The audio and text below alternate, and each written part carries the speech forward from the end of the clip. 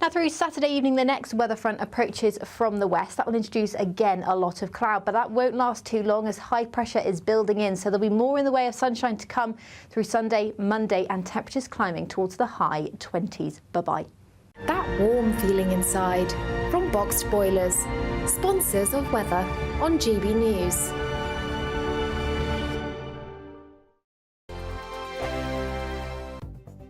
The latest GB News travel. Good evening, I'm Johnny Ratner. The A1 in West Yorkshire remains shut northbound towards Pontefract at the Barnsdale Bar junction after a lorry left a large spillage of oil all over the carriageway. And the M6 still really slow heading north through Staffordshire after a van broke down earlier on just south of Stoke-on-Trent. The M5 is crawling northbound towards Worcester after an earlier collision. In Shropshire, the A49 remains shut north of Shrewsbury between Upper Battlefield and Hadnall for accident investigation work. On the Surrey stretch of the M25, the anti-clockwise exit is partly blocked at 7 of the M23 for recovery work following an accident, and the M4 is blocked westbound heading into Wales on the Prince of Wales Bridge following an accident. And finally in West Sussex south of Midhurst, the A286 at Cocking remains closed near the Bluebell pub after a car overturned causing long queues. That's the latest. You can stay up to date throughout the day by visiting our website gbnews.com. Don't miss out on your chance to win our Summer Spectacular. And have we got a prize for you? First, there's a totally tax-free £15,000 in cash to make your summer spectacular. Spend that extra cash however you like. You'll also win a brand new iPhone, Apple AirPods, and if that wasn't enough, a £500 voucher to spend at your favourite UK attraction, so you can enjoy amazing days out this year. For another chance to win the iPhone, treats, and £15,000 cash, text prize to 63232. Text costs £2 plus one standard network rate message. You can also enter online at gbnews.com/win. Entries cost £2 or post your name and number to GB06 PO Box 8690 Derby DE1 9TT. UK only. Entrance must be 18 or over. Lines close at 5 p.m. on the 28th of June. Please check the closing time if listening or watching on demand. Good luck. I'm Andrew Pearce. This is GB News, the People's Channel, Britain's news channel. In the GB newsroom, we bring you the news as it happens. With our team of dedicated journalists across the UK, GB News brings you accurate reporting of the day's topical agenda. When the news breaks, wherever and whenever it's happening, we'll be there. This is GB News, the People's Channel, Britain's news channel. Every Saturday, 10 till 12, we'll bring you all of the news that you need to know. We'll also remind you that there is so much to smile about. It's my favourite time of the week. I get to relax, enjoy some light-hearted stories, and let Ellie teach me about fashion too. That's Saturday Morning Live, every Saturday, 10 till 12. Only on GB News, Britain's news channel. I'm Arlene Foster on GB News, Britain's news channel.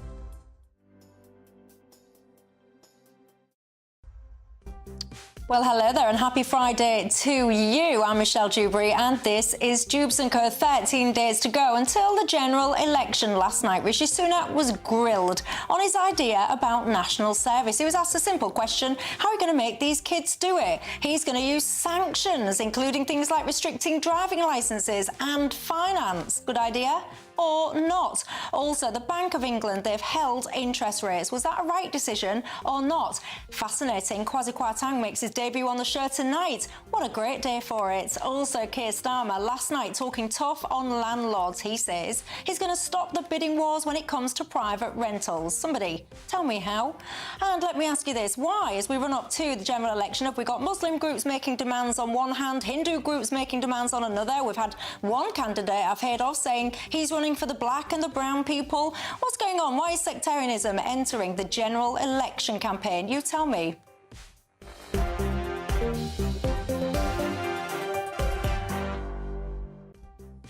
Yes, indeed, all of that and more before 7 o'clock. But first, tonight's 6 o'clock news.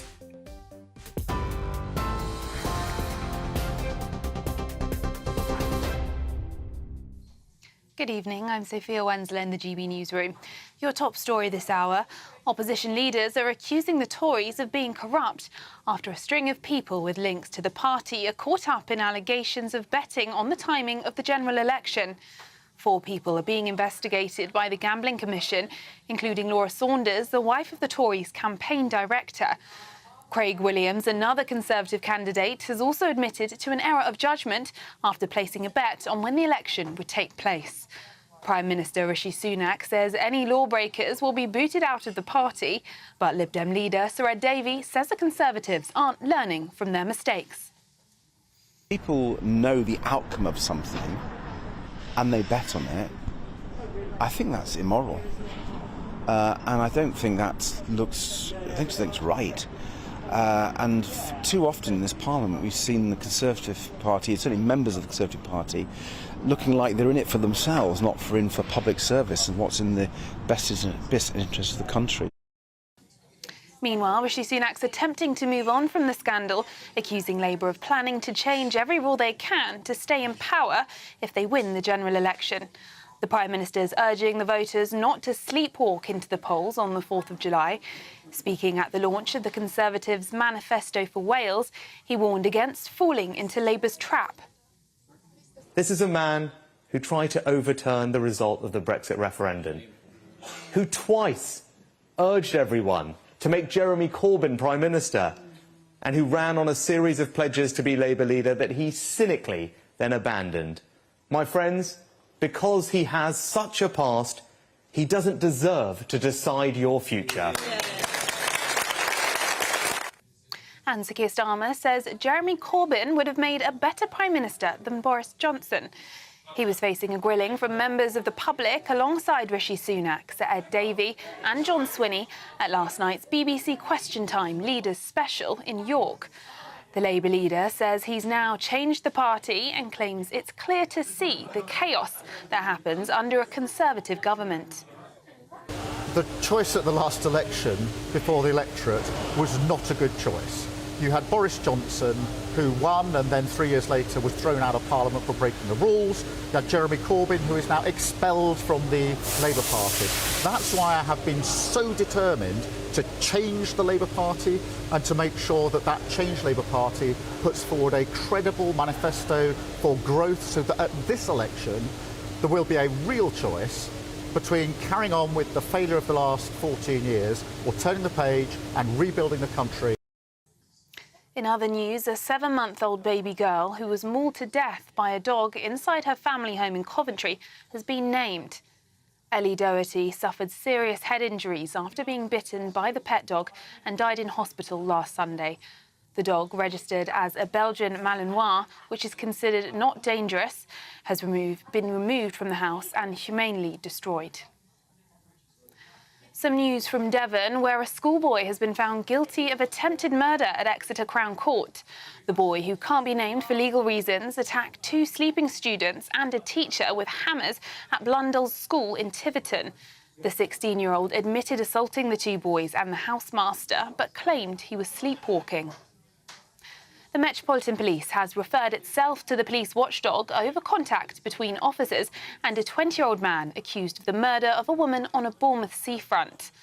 Nassan Sadi from Croydon has been charged with the murder of 34-year-old Amy Gray at Durley Chine Beach in May and the attempted murder of Leanne Miles at the same location. In Wales, workers at Tata Steel have announced an indefinite strike from the 8th of July in protest over the company's plans to close blast furnaces and cut 2,800 jobs. Unite, who represent more than 1,500 members in South Wales, says this is the first UK steelworker strike in over 40 years. Tata is transitioning to greener steel production, but workers argue it sacrifices their jobs and community. And a gang of cybercriminals has published sensitive NHS data online stolen from a blood testing company. Overnight, a Russian cybercrime group known as Killin shared nearly 400 gigabytes of private information, including patient names, dates of birth, NHS numbers and blood test results. The Health Service is investigating the full extent of the breach. And for the latest stories, sign up to GB News by scanning the QR code on your screen or go to gbnews.com/alerts. Now it's back to Michelle.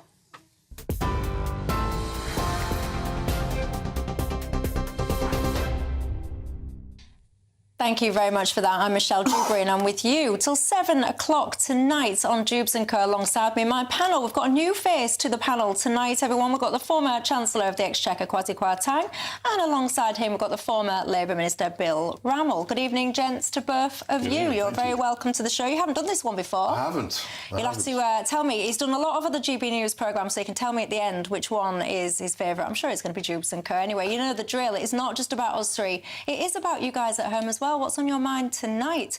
You can get in touch with me all the usual ways. You can email gbviews@gbnews.com. You can go to the website gbnews.com/yoursay, or of course you can tweet or X me wherever you are. However you're watching or listening, you are very, very welcome tonight. Look, let's cast our mind back, shall we? Probably about 24 hours ago or so, Rishi Sunak was grilled on national service. Let's take a look. Have a set of sanctions and incentives, and we will look at the models that are existing around Europe to get the appropriate mix of those. There's a range of different options that exist. For example? There's all sorts of things that people do across Europe, whether that's looking at driving licenses, other access to finance, all sorts of other things. There's a range of things, and we will have a Royal Commission look at all of those, come back to the government and recommend what the appropriate mix of incentives and sanctions is.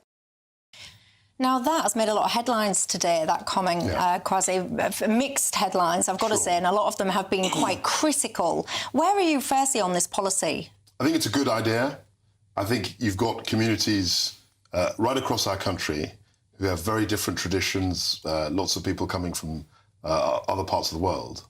And I think national service is a really good idea to bring people together, to have community cohesion, national cohesion, and actually to instill our young people with a sense of service and also a sense of belonging to the national community. I think it's a good idea. As the Prime Minister said, it operates in a lot of countries in Europe. So you back it. Is it a cynical ploy to get the older people to vote for the Tories? Well, look, there are lots of reasons why you push policies. I'm not going to get into the motives of that. Why? As an idea, because I think you've got to look at the policy and say whether it's a good policy or not. You can't guess motive. You can't say, well, he's doing this because of that. Well, there must be a motive behind it, because no one's just in an election campaign just randomly going to make stuff up. There must be an objective. Let's not be cynical, and let's try and examine the proposal on its merits. And I've always thought that some form of community service, national service, is a good idea to bring communities together and to instill a sense of yeah, I'm not being cynical. At the end of the day, everyone from all different parties, colours, stripes, everybody is looking to say, right, what are going to be the vote winners for this party to get us across the line? Because ultimately, everybody wants to win power. So that's what I'm interested in. I mean, you know, this is a thing about our media today and our culture, is that we're obsessed with the kind of, you know, the horse race of politics. Let's look at policies that can actually help the UK. And I think national service is a good idea. It's a good policy, which can bring people together. Let's look at the policy. I'm not exaggerating. I think this is a complete dog's breakfast. 2 days before the 2 days before the announcement, the Tory Defence Minister said we've got no plans whatsoever to bring in national service because it would do more harm than good. This is a crude, naked pitch to the over 65s who are attracted to reform.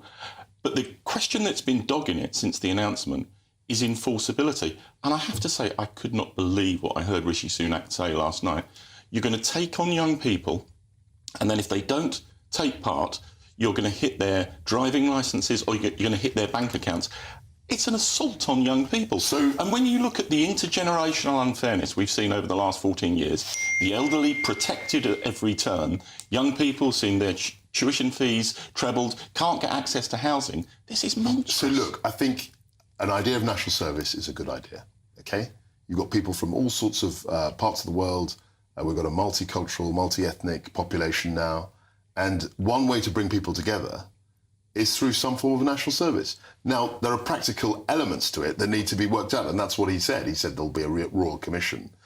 Frankly, I think that the driving licence issue is difficult because anyone who knows millennials knows that a lot of them don't have, not even millennials, I mean Generation Z we're talking about, they don't have driving licences. Lots of people don't have driving licences until they're a bit older. So taking away their driving licence, I don't think it's going to be an effective deterrent. I think bank accounts, I agree, seems a bit severe. But I think the idea needs to be debated, which we're doing. And I think it's a good idea. I think it's a good thing to try and bring people together and to enhance national cohesion. It would be unenforceable. I think you'd have massive civil resistance from young people across the country. It'd be like going back to the poll tax, where I don't think it's the numbers poll of tax. people I don't think it's refused to pay. So if you look at, and he mentioned it, the Prime Minister, if you look across Europe, there are lots of countries that have national service. Sweden, Germany's had it, lots of countries do it. And it's a vital element in terms of bringing people together and ensuring that we actually have a national community. Because that's the problem we have. We have lots of people coming into the country, and there's no sense that people are building a sense of nationhood and a sense of togetherness. And I think national service is a good idea. Why are we going to target that just at young people? I agree with you. We need values and beliefs and traditions that bring us together. That bring everyone together. Targeting young people in this way, I think is... So what are you suggesting then? Rolling it out, extending it to all age groups? No, I think this is a fatuous solution. I don't think it will work, and I don't think it's the right way forward. And you know, Kwasi talks about other European countries. Many other European countries have done away with national service. One, because their military are opposed to it. They don't want young people conscripted. But it's not just about military. It's not like it was in the 50s and when it was stopped in, I think, in 61. That was entirely military. And it wasn't even, it was just men. It didn't extend to females. I think what we're trying to do in the 21st century is to bring people together. Of course, it'll apply to both men and women. And it's not just about military capacity. It's about bringing together people and having a sense of public service, sense of nationhood, and that's a good thing. Who do you think it's going to bring together? I think, look, we go across the UK, look at constituencies like mine, my old constituency, and other places, and you've got a very fragmented society. That's the thing. You see people who only go on social media and speak to like-minded people. There's no sense, really, these days, there's not a strong sense of sharing a kind of national story, sharing national culture.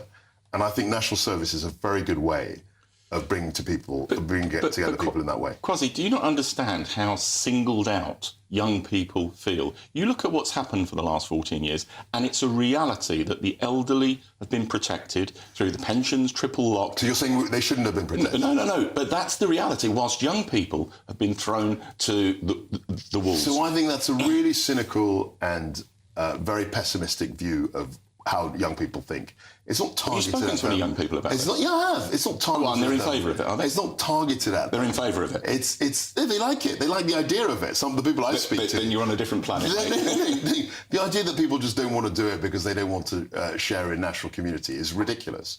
Young people are as patriotic and they want to learn about the country. They want to learn about the society they're in.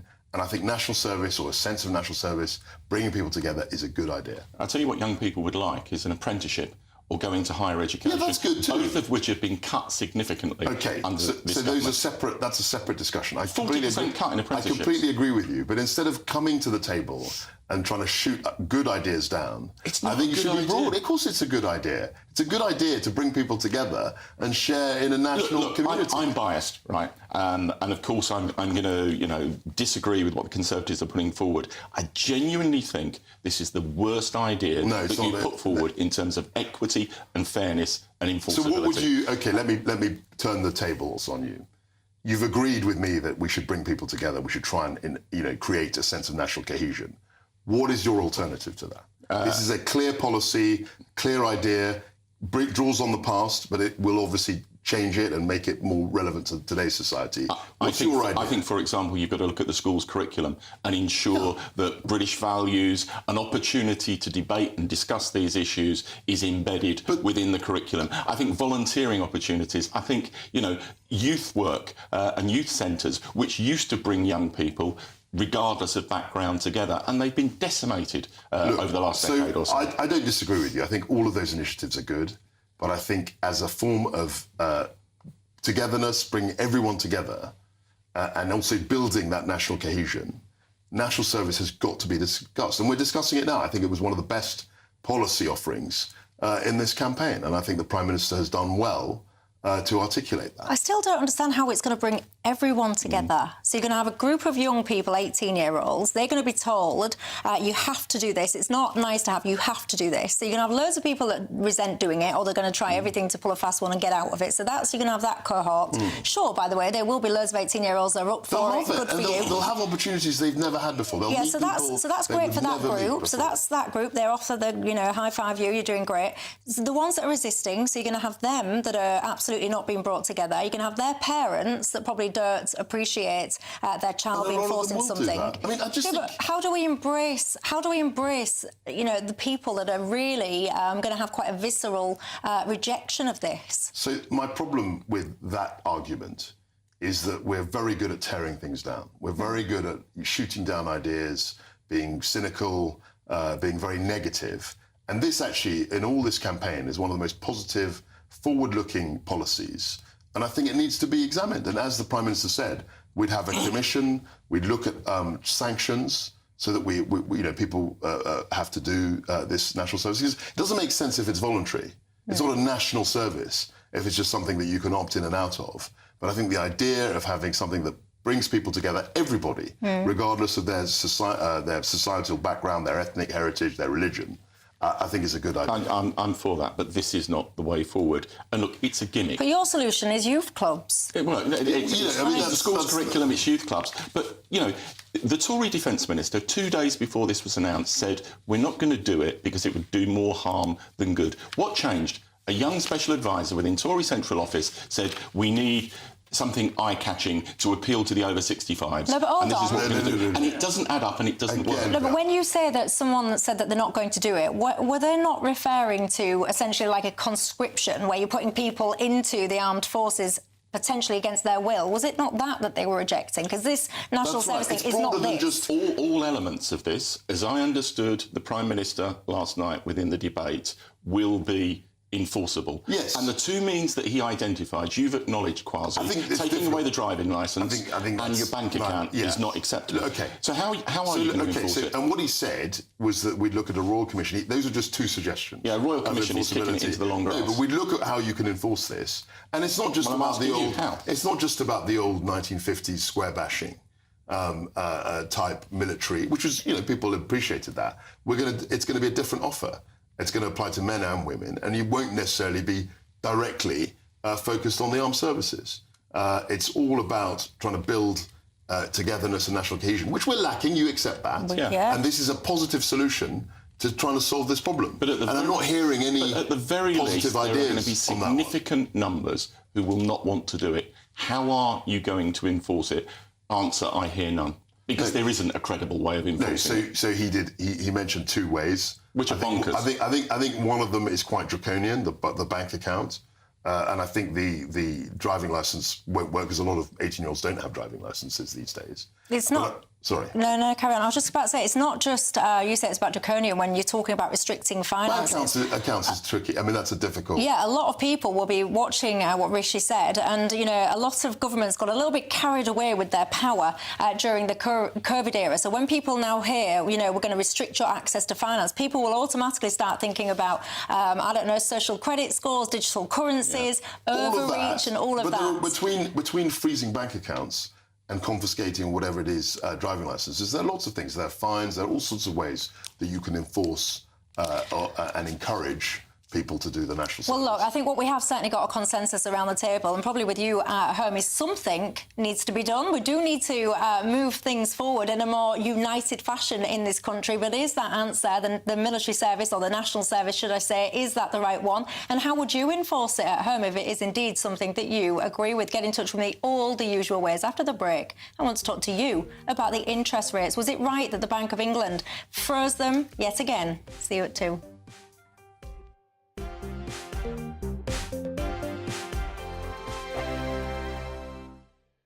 This is GB News, Britain's news channel. History lecturers at the University of Liverpool have been advised to problematise whiteness and heterosexuality in their seminars. They are saying that you should be guilty if you're white and heterosexual. not using the long words they use, but that's kind of what they're saying. But do you know what? History in this country is concerned with more and has been lived by more white people and more heterosexuals, right? And that's the history. I'll tell you something else, Dawn. This is Russell Group University material here. This is Liverpool. It's a really good university. The thing that really got me going apart from this, and I thought it was an AI generation of words input into a system to come up with from something. It's ridiculous. The main issue I have is the verb problematise.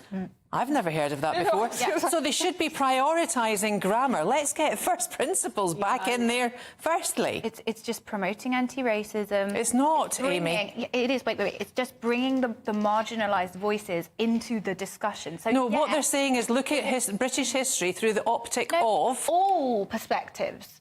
So let's look at it from the perspective of a queer person growing up. Let's look at it from the perspective of somebody from... But that's not the majority. When I actually looked at the evidence, it's all about unpacking bias. And you have to admit there has been a white bias in history. No, there hasn't, because the facts... From a white perspective... Amy, the facts are, in history, most people in this country are white and heterosexual. Of course, but then there's still... So that's the history. ...voices that deserve to be brought into the discussion as much as the dominant... Like, that's all decolonising the curriculum is hearing all sides of the argument. Which surely we at GB News love. We celebrate that. That's what we do. We do, but we're not telling anybody it's bad to be white or it's bad to be... Exactly. That is not what... Amy, it is. It is. The People's Channel. We're proud to be GB News, the People's Channel. And as you know, we always love to hear your views. Now, there's a new way of getting in touch with us at gbnews.com/your-say. By commenting, you can be part of a live conversation and join our GB News community. You can even talk to me, Bev Turner, or any of the members of the GB News family. Join me, Nana Akwe, for an informative, interactive news programme with a difference. It's fun. It's true. You're not wrong. No one will be cancelled. Lovely. Join me from 3 p.m. every weekend, only on GB News, Britain's news channel.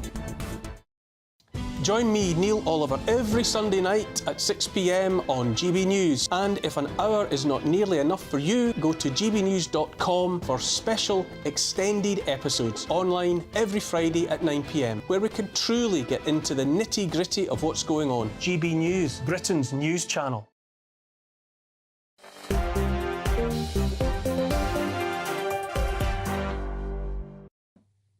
Hello everyone, I'm Michelle Dewberry with you till 7 o'clock tonight. Alongside me, I've got the former Chancellor of the Exchequer, Kwasi Kwarteng, and the former Labour Minister, Bill Rammell. Good evening to each and every one of you. We've just been debating whether or not you could actually enforce the so-called national service in this country. Duncan says it just won't work the way that they say it will. It would only work if you essentially made them do it immediately upon leaving school. But I think that is kind of one of the ideas, because, of course, it is aimed at 18-year-olds. Christopher says, what about a national service which would include apprenticeships? There you go. So it would be the best of both of your worlds.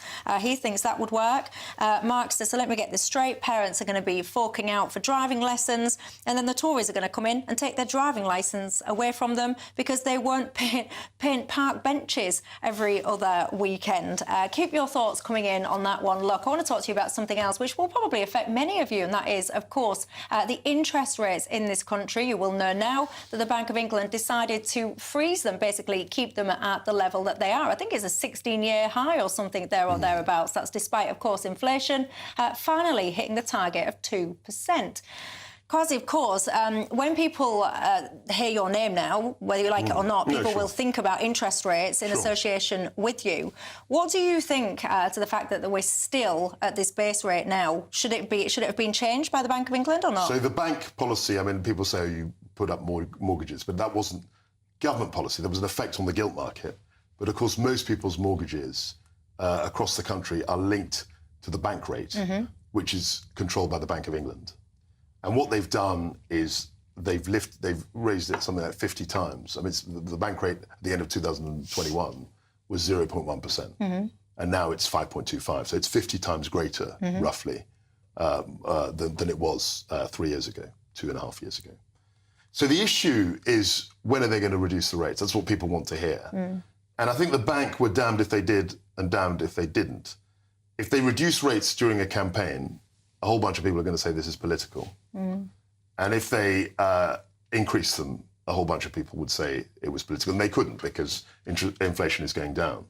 So I think it was a very finely balanced decision, and they've decided to keep them as they are. And I totally understand why they've done that. And the question I think should be asked is, if the Prime Minister hadn't called the election, what would have happened? I know it's a hypothetical question, but I think it's quite likely that they would have reduced them, because it would have been less political than to do that. And going into this election, do you concede that a lot of people will be put off voting for the Tories because of the acceleration of that interest rate rise off the back of your mini-budget? Well, it was linked, and I've said this repeatedly. I think we try to do too much too fast. We were trying to boost growth. And a lot of people, as you say, associate me and particularly Liz Truss with that episode. And I totally understand that. But now we've got a situation where the interest rates are, as you say, at 16-year high. They've been yanking them up over the last 18 months. And I think it's right for them to consider reducing the rate. But the problem that they had this week was the fact that we're in the middle of an election campaign. And so, as I say, I think if they'd reduced them, a whole bunch of people would have said, this is political. And I think that added to their reluctance. But I understand where you're coming from, but I don't think it was a political decision. If it was, then it would have been a unanimous decision. It wasn't. It was 7-2. And I think the underlying issue, and the 7 who voted for the freeze said it was a finely balanced judgment. They did, and the key issue was services inflation, which is still 5.7%, even though the overall rate is at 2%. So I think they felt they needed to squeeze that out of the system before cutting rates. I think Bill's right. And I think they'll do that next time. But I think it's absolutely something. The 7 who voted to freeze it, I'm sure would have been thinking about the election campaign. It might not have been the main reason, but it was definitely a factor. And of course, the hypothetical I posed was what would have happened if we weren't in an election campaign. And I think that they would have had more motive to reduce the rate. I mean, many people would argue, by the way, because no one wants their base rate to go up in effect. Well, unless you're a saver, actually, you probably do. But if you've got a mortgage, you definitely don't. But many people would argue the other way, that actually the Bank of England was perhaps too slow to have raised them in response to the COVID times as well. That's right. But I mean, it's a great gift from the Tories for you to be able to beat the Tories with this whole reaction to the mini-budget and that hike, because it's cost people. People can feel it. Yeah, absolutely. And I don't want to be unfair to Fuzzy. And I think you have acknowledged the failings. It was too much too fast. But I tell you what, it's got massive political cut-through because, 1, it was a massively unfunded budget, and 2, it was the assault on independent institutions. So sacking the permanent secretary at the Treasury, not having an Office of Budget Responsibility report, and that utterly spooked the market. So there were lots. I mean, we could go to the technicalities of it. I mean, there was the big issue actually was the pension funds. That's what killed that's what broke the back of the Liz Truss administration.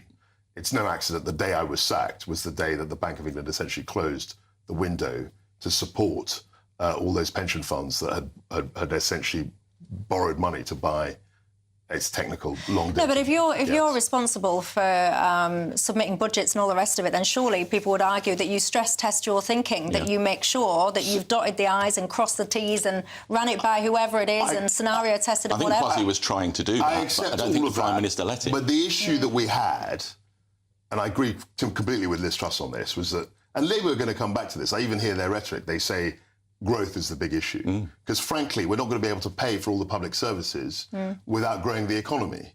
And you can't grow the economy by just simply increasing taxes. And this is a pushback that you'll hear again to the Labour Party, because a lot of their manifesto and their plans and ambitions are pinned, as Kwasi says, on this growth, which is fabulous if growth happens. But then if it doesn't, do you think there's enough kind of wiggle room or whatever you want to call it to support the plans of Labour without having to hike taxes?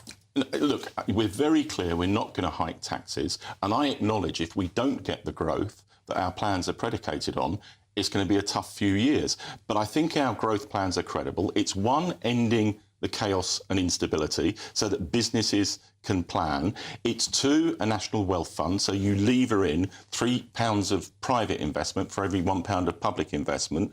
3, it's a mass house-building programme to kickstart the economy. Yeah, but don't judge politicians on what they say. Judge them on what they do. So, the record of the last Labour government delivered £150 billion more growth than 13 years of this Tory government. So we were in a different context. You will remember that for most of that time was before the 2008 financial crisis. Yeah, and this isn't a problem. The figure I'm quoting includes the world banking crisis. So, you know, so it was I'm the comparing last 2 years. rights. But the issue that I'm talking about isn't just a British issue. If you go across Europe and people say, oh, we'd be better in the EU, you look at the EU countries, you look at France, you look at Germany, they've got stagnant growth. I think Germany's in recession.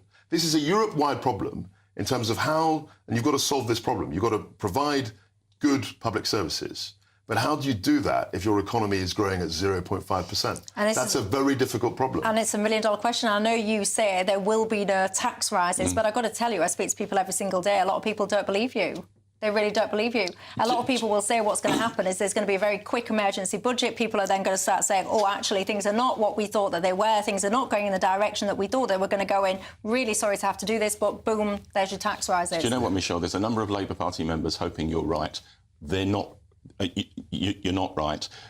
Reeves and Starmer are absolutely determined that we're not going to go back to tax and spend as the only way to deliver the investment that we need. So if we get growth under Labour, that's wonderful. 2% growth, 2.5%. Yeah. But if, God forbid, we don't get that growth, they will have to rely on raising more money through tax to pay for the public services. Because the problem is a very simple one. I think if we don't get the growth, we're in for a tough time. Yeah, we are. I think we will get the growth and we can get the growth. Maybe, but this is a Europe-wide problem. We can't just simply look at the UK in isolation and say, oh, well, we're not growing. Germany isn't growing. Let's have a look at the United States, where Joe Biden is motoring ahead. He's not getting the political credit for it. And, you know, I think Trump had something to do with it. He sharply reduced corporation tax, which is what we tried to do, or stop the increase. Well, that's what Jeremy Hunt campaigned for as well, when he wanted to be leader, actually. Yeah, he did. He said we should bring it down to 15%. He did. But, of course, once he got to the Treasury, the facts had changed and, you know, he had a particular crisis to deal with, which I was involved with and partially responsible for. And I take that as a response. You know, one has to. That's the thing I hate about modern politics. People don't put their hands up and accept responsibility. Do you feel like, because, you know, you say you take responsibility and accountability? Some. Do you actually feel bad? Because there's a lot of people that are really struggling. I think we rushed it. I mean, I don't know what you mean by feeling bad. Obviously, if I had my time again, we should have staged it. Well, I would feel awful if I knew that my decisions as a politician had meant that people now really was financially, in often cases, in desperate circumstances now because of decisions I made. I'd feel awful. It was regrettable, but I think the actual strategic goal is something that whoever forms the next government, how do we get growth, is something we'll have to re-look at. But when you hear about families struggling as an individual, does it make you feel bad or not? It makes me. I think it's regrettable. Of course it is. It's bad. Of course you feel bad. But at the same time, you can't lose sight of what the problem you're trying to solve. And I think I'll feel a lot worse if we don't get any growth and we strangle any innovation out of this economy. But, you know, a lot more people will suffer if we're growing at 0.5%. over in the next 5 years than did in the mini-budget, which was a period of 7 weeks that I was in government. I agree, and I laud your ambition to grow the economy. But I tell you what, on the left in politics, we always know we have to really bed the proposition down and ensure that it is bomb-proof. And with respect, that's not what you did, and that's why the markets were spooked. And particularly that decision to remove the Office for Budget Responsibility, the markets were just going, what are they hiding? So there were a number. We can discuss this till kingdom come. There was the energy intervention, which was scored, huge amounts of money that we spent to protect people's bills on top of the tax cuts, and all of these things added up together. And I accept that some of what you say. And you talk about your plans and stuff, and you'll talk about private investment and stuff like that. There'll be people watching this and they'll be shouting at the screens about things like the PFI contracts in places like the NHS. Many people will say, actually, looking backwards, that's been a hindrance to services like the NHS, not a help. That's true. The PFI delivered, along with government investment, 100 new hospitals across the country. But at what cost? But hold on. I acknowledge at the beginning of that programme, there was a learning process going on with it, particularly within the civil service. The contracts got much better as we went on, and they delivered those hospitals. And also, what have we had over the last 14 years? Well, I mean, you know, we can 10 or 12 hospitals. We can pick over the history. I mean, I think one of the biggest mistakes we made was when Gordon Brown sold off the gold reserves. Yeah, and many people will be shouting that as well. And the price of gold is 9 times higher than it was then. Why are you saying no impact to that? Surely you would concede that that was a mistake. No, I don't, because if you look at independent analyses, the government got a good deal. That was a disaster. I mean, you know, I don't want to. Obviously, you weren't responsible for it, but that was a big mistake. I was a humble backbencher at the time. But I'm surprised that you think selling off those gold reserves at a relatively cheap price and at it was PFI the lowest. It was a historic low. You sold that. But look, I don't want to say that it's value for money. We can relitigate the past. And on the back of it, we got the longest period of uninterrupted growth since the Second World War. That had nothing to do with the selling the gold reserves, but anyway. What do you make to it all at home? I know you'll have very strong opinions on what it is you're hearing. Get in touch with me all the usual ways. I'll bring you into the conversation after the break. Speaking of after the break, a treat for you tonight. We've got a big interview with the Labour leader, Sir Keir Starmer, coming up. He will be speaking to our political editor, Christopher Herp, in a special programme, Vert 2024, the Leaders Special. That, of course, takes place from 7 o'clock right here on GB News. After the break, I want to look at something Keir Starmer said last night, actually, about stopping renters being able to outdo each other, gazump each other with rental offers. How are you going to do that? See you in 2.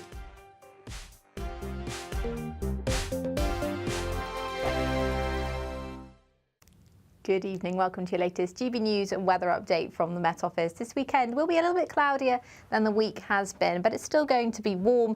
But next week will be even warmer. For the time being, though, we've got a few weather fronts still moving in from the west. That's going to introduce quite a lot of cloud from western areas, but also some rain through this evening for parts of Wales, northwestern England, much of Scotland, down into the southwest as well through this evening. And that's going to push eastwards through the night, introducing more cloud to central and eastern areas by tomorrow morning. Now, behind that, it does turn much clearer across parts of Northern Ireland and Scotland. We could see temperatures as low as 5 degrees for Northern Ireland, but for many of us, another fairly mild start to the day. However, sunshine is going to be slightly more limited very first thing tomorrow, but for much of Scotland, it should be a fairly bright start to the day. They will likely see a bit more cloud across eastern areas of Scotland, perhaps into the far northwest as well. A risk of the odd shower, but for many areas, Northern Ireland and Scotland, a bright start to the day. Elsewhere, across parts of northeast England, a cloudy start to the day. Some drizzly rain as well across eastern areas of England, but for much of Wales and the southwest, still fairly bright. And that sunshine will become a bit more widespread throughout Saturday. The cloud's going to break up and lift up, and that will allow a few showers to break out here and there across eastern areas of England. But I think most of us should stay dry through the day on Saturday. And in that sunshine, still feeling fairly warm. We've got very high UV levels and very high pollen levels. Temperatures climbing towards 24 degrees across the southeast, but widely into the low 20s. Another warm day to come on Sunday. There is more cloud arriving from the west through the day, though, so it will likely be another cloudy start, this time across Wales, northwestern England and into the southwest. But once again, it will brighten up as the day goes on. And in that sunshine, it will feel very warm, turning even warmer, though, Monday and into Tuesday as temperatures climb to the mid to high 20s. The latest GB News travel. Good evening, I'm Johnny Ratner. In West Yorkshire, south of Pontefract, the A1, the northbound carriageway stays shut at Barnsdale Bar after a lorry left a spillage all over the carriageway. And meanwhile, the M5 still really slow heading north towards Worcester after an earlier accident. Long delays out of England into Wales on the M4. The Prince of Wales Bridge is blocked westbound by a collision. Long queues all the way back to the M32 exit for Bristol. On the Surrey stretch of the M25, the anti-clockwise entry slip partly blocked. Junction 7 at the M23 for recovery work following an accident involving a lorry. It's queuing back to Leatherhead, making matters worse, of course, as the roadworks further around at Godstone. And the M20 on the coastbound stretch, the exit slip is partly blocked through Kent for the Leybourne and Snodland exit after a car breakdown. Finally, in West Sussex, south of Midhurst, the A286 at Cocking remains closed after a car overturned. That's the latest. You can stay up to date throughout the day by visiting our website, gbnews.com. Dewberry, this is Jubes and Co. We're keeping you company till 7 o'clock tonight. Kwasi Kwarteng and Bill Rammell remain alongside me. We were just having an interesting debate there about Boris Johnson and how the land would lie if perhaps he was running in this election. I know that some of you at home will have strong opinions on that as well. Look, Sir Keir Starmer, he was speaking out last night. Let's just have a listen to what he had to say. We have to stop the landlords ripping off tenants who are doing, you'll probably be familiar, this bidding war, to get this bidding war going on until the rents go through the roof. So you're saying they have to take the first offer. Is that what you're saying for private landlords? No, we can't have this bidding war like this. No, I get that. Are you telling private landlords they have to take the first offer then? They have to. We have to have a scheme in place to stop them driving the rent up and up and up. OK, I'm still not entirely clear how you're going to do that. Well, no, but you've got about a minute left. I just want to let you know. What do you think to that, Kwasi? So that is, for me, pure socialism, and it doesn't work. Very simply, we tried this stuff in the 70s, rental caps, all the rest of it. And if you force private landlords to do whatever it is you want them to do and have caps and all the rest of it, the danger is that they simply won't put their properties on the market.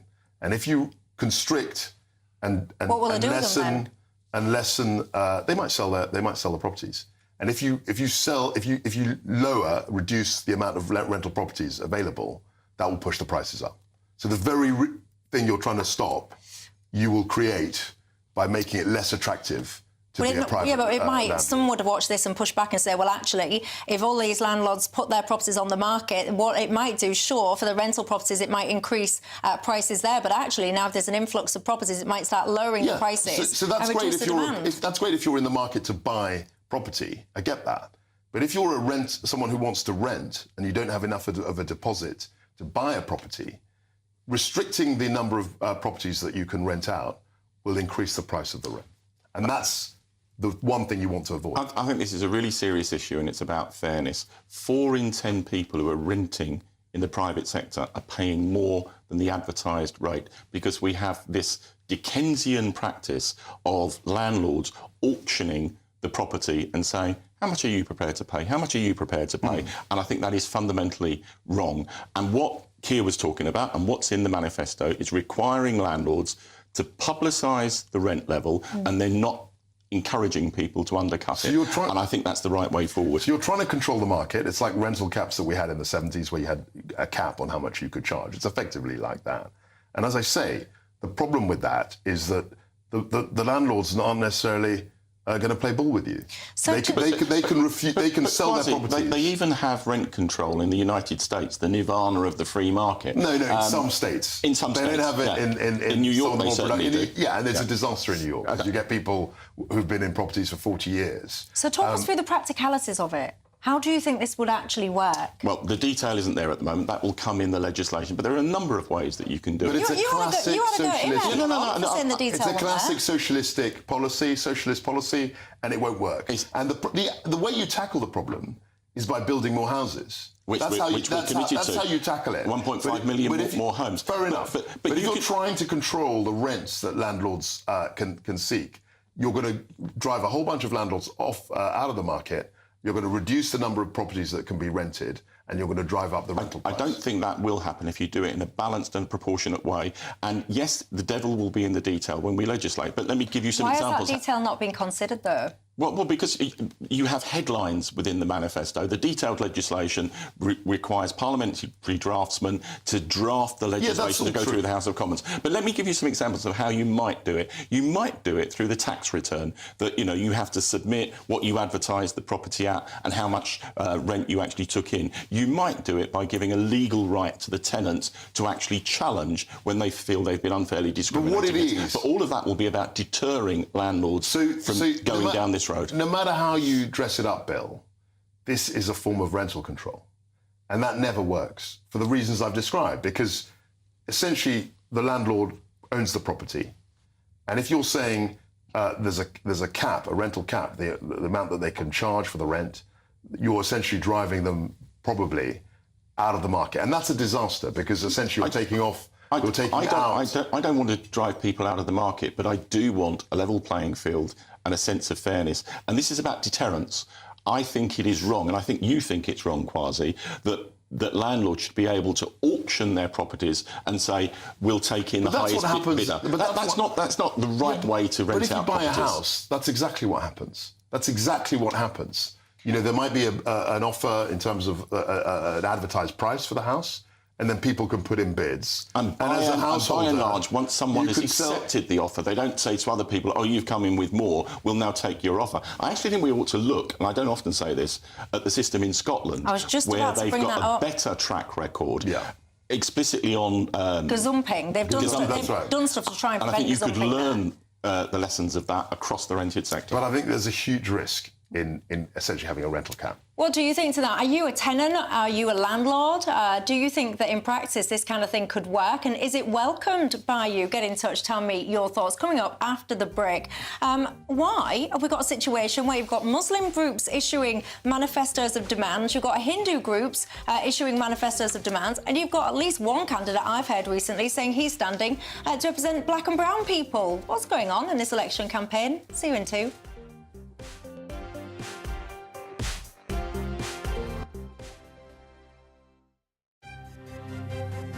GB News Breakfast, every day from 6 a.m. Giovanni is axed following growing allegations of threatening and abusive behaviour. We won't see his little toes dancing around the dance floor again, which is a shame. Was it the BBC saying, you know, we've had some bad publicity about this star, do we need to maybe let him go? Or was it Giovanni himself saying that, you know, he's had to, with all the bad publicity and what's the allegations against him, he's walked away? We don't exactly know. But what we do know is that Amanda Abingdon, who he was coupled with last year on the last series of Strictly, left claiming that she had nasty behaviour from him in rehearsals when they were training for their routines. And she's also been diagnosed with PTSD, which she is blaming or claiming happened because of the training that she was put under Giovanni. It's very sad because I've met Giovanni on quite a few occasions, and he comes across as a very nice gentleman, actually, and the fans absolutely love him. And even though the allegations are out there against him, everybody I speak to in terms of the fans are on his side. I mean, from the fans' point of view, they don't see what goes on behind the scenes. All they see is an incredibly gifted dancer who we're seeing footage of now. It might come out later, but there's all sorts of things coming out because after Amanda came out and claimed all this behaviour against him, a male celebrity last week also came out and voiced their opinion. Yeah, a lot of fans will be gutted, but as you say, we don't know the full story yet as what's gone on. And it's incredible pressure that no one's allowed to be, a duffer right from the start now. I mean, it's one thing learning lines if you're an actor, but it's a different kettle of fish altogether if you're learning moves that you've never done before. So you've got...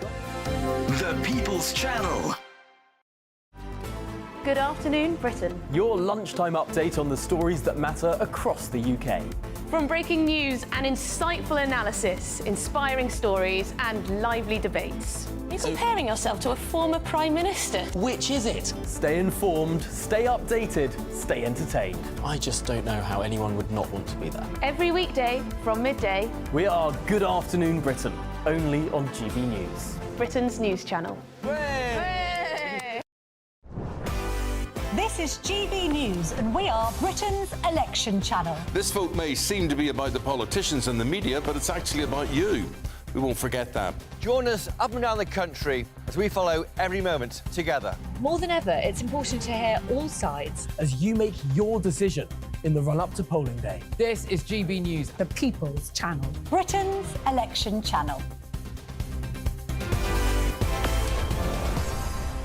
Dewberry with you until 7 o'clock tonight. The former Chancellor of the Exchequer, Kwasi Kwarteng, alongside me, as is the former Labour Minister, Bill Rammell. We were just talking about whether or not you can control the rents that are being required and or offered.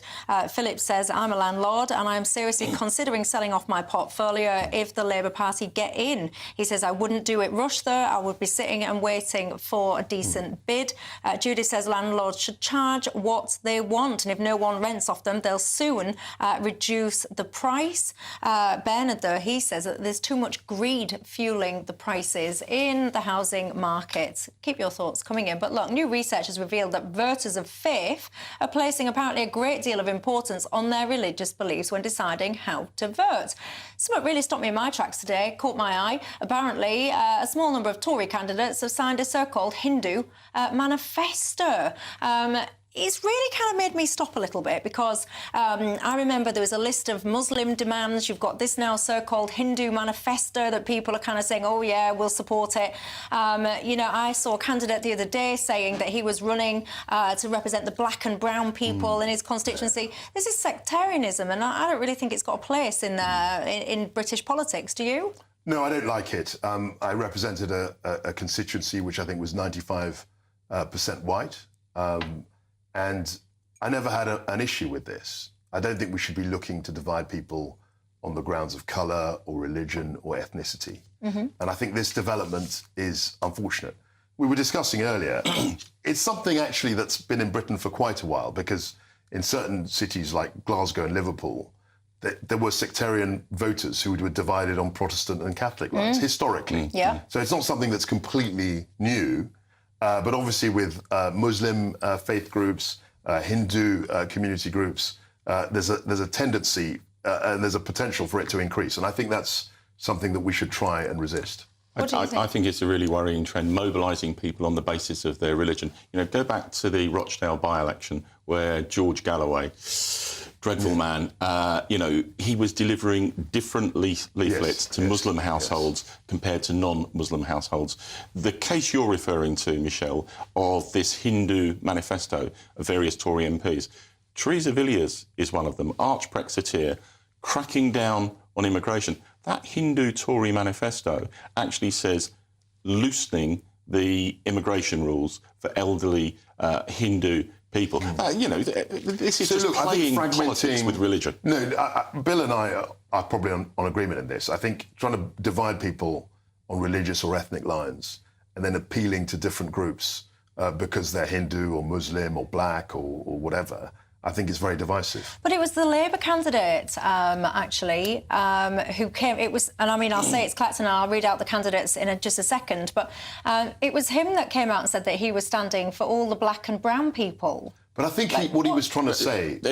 Wasn't that within some wider context? Yeah, there was. I don't think... brown. You know, Clacton is actually very white as a constituency. I think it's probably about 95%. I think what he was trying to say was he was standing for black and brown people across the country. I know, but... As an MP represent. I think I don't agree with him. But if someone came out... That's what he was trying to say, just to put the context. If someone came out and said, I'm standing for all the white people in the country, they would be... vilified. Yeah, they would. They would be vilified. There would be calls to get them off the ballot, and you name it, to be disowned. And... It would be outrageous. But I agree with you. You know, you shouldn't be standing for one section of the community. You should be trying to win them all across. But I agree with Kwasi as well. This has a long history. My Labour predecessor, Stan Newins, who's now sadly dead, he told me stories in the 70s of the Catholic priest in the church advising people not to vote for him because of abortion. So, you know, I think involving religion in politics in this way has a history, but it's not the way forward. I agree. There you go. We've got a point of agreement to end the show, and I've just got to say quickly, because I did mention a couple of constituencies there. The candidates in the Clacton constituency are Jervan Aswell-Napole from the Labour Party, Giles Watling from the Conservatives, Matthew Benasliam from the Lib Dems, Nigel Farage from Reform UK, Natasha Osborne from the Green Party, Craig Jameson from the Climate Party, Tony Mack, who's an independent, Tassos Papanopoulos from the Heritage Party, Andrew Pemberton from UKIP and Chipping Barton, Mark Durrant from the Lib Dems, David Farby from the Greens, Hamish Hadder from Reform, Richard Hewison from Rejoin EU, Dan Tomlinson from Labour, Theresa Villiers, Conservative, and Keir Laura, Independent. I'm brief.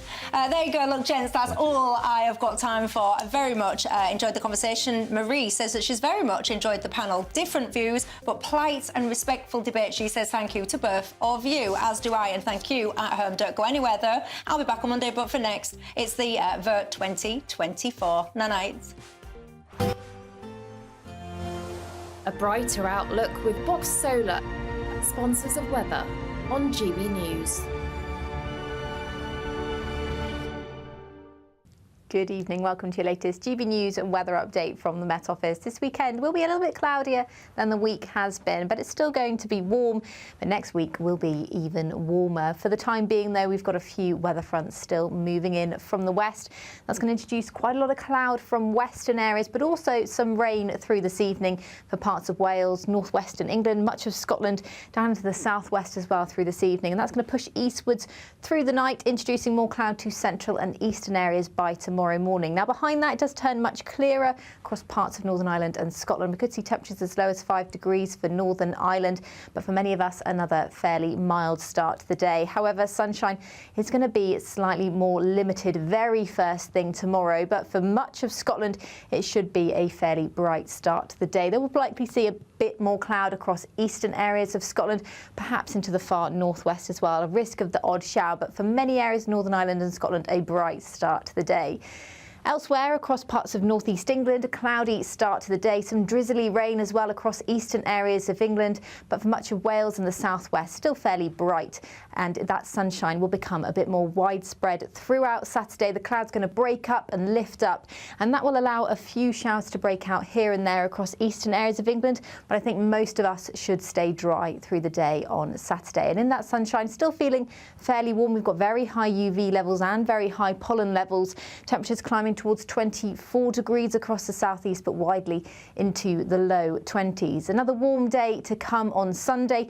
There is more cloud arriving from the west through the day, though, so it will likely be another cloudy start, this time across Wales, northwestern England and into the southwest. But once again, it will brighten up as the day goes on. And in that sunshine, it will feel very warm, turning even warmer, though, Monday and into Tuesday as temperatures climb to the mid to high 20s.